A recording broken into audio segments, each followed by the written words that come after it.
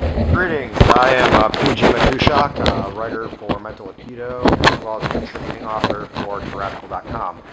And I'm coming to you today to express a few concerns, things for, as Election Day approaches, things that are kind of on my mind that should be on the minds of every red-blooded patriot out there. The first thing I want to cover is voter fraud. As you guys get ready to do your ballots and everything out, make sure you follow all the procedures, make sure you sign where you're supposed to sign. If you're supposed to get an early ballot, make sure it actually arrived if it didn't contact somebody.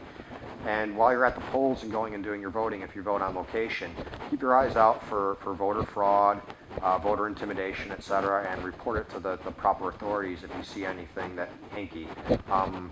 I do know of one incident already that happened in Arizona concerning early voting, which is done by mail.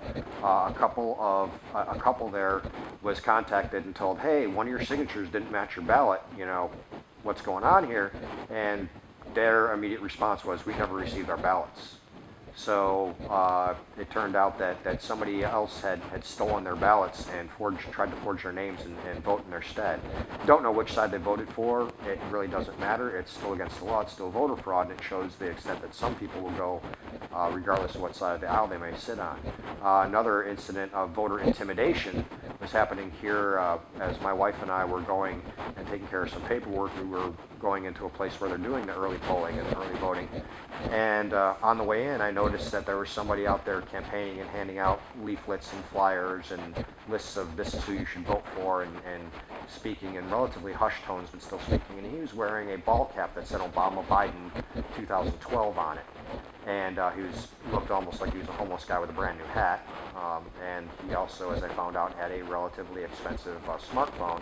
But on the way out, as we were walking by, I looked back, and he was standing right next to the sign that said "No campaigning or campaign work past this point," and he was standing right along that against that sign. And while he was standing there, he was handing out his flyers. He was stepping behind it. He was telling people, "Hey, you need to take this," and trying to force the leaflet into their hands. And so I, in my usual fashion, decided to strike up a conversation about it with my wife, and I talked extremely loud to ensure that the person heard me. And as I was saying some of the things I was saying about my serving the country and how this is distasteful and how it seems that one side is willing to bend or break the law while the other will respect it, he immediately picked up his smartphone and started calling to somebody in a very worried voice. Evidently something I said concerned him because he was caught doing the wrong thing, and whatever he was calling about, he was calling about. Don't know if it continued on after that, but I definitely made my voice heard. The other thing I want to cover real quickly is over the last month or so, we've had some things happen and some people take actions or not take actions that should concern all the voters as far as anybody who's undecided who still hasn't made up their mind. And the two big things there, of course, are first, the most prominent one is Hurricane Sandy, where we had President Obama turn around and put his campaign on hold, trying to make Romney look bad for not doing the same, which actually he did. Romney went into fundraising mode for the charities and relief organizations.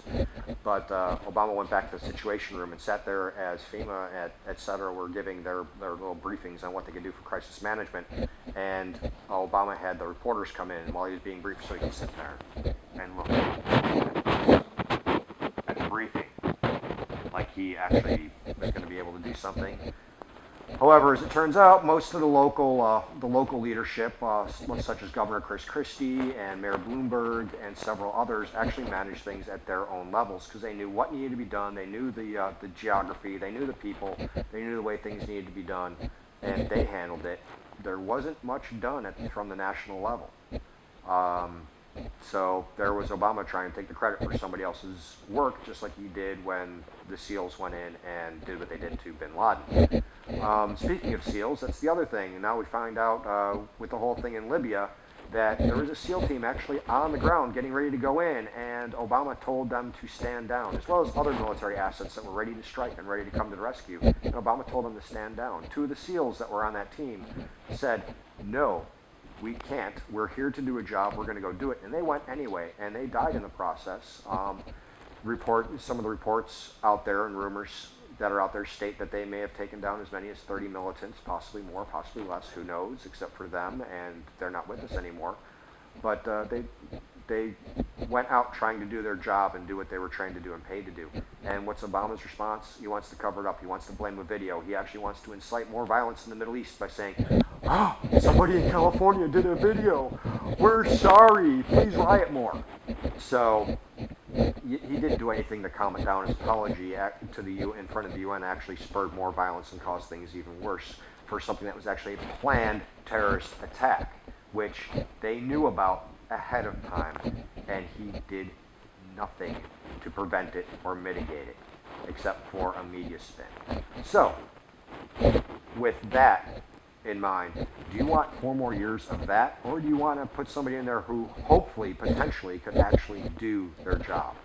So think about that, think about everything else that's going on, and vote your conscience, and get out there and vote. Make sure your vote is legal, and if it's not, then don't. But if you're legally voting, get out there and do it, and keep your eyes open for voter fraud and voter intimidation. And you all have a happy Halloween and a blessed Samhain, and God bless America.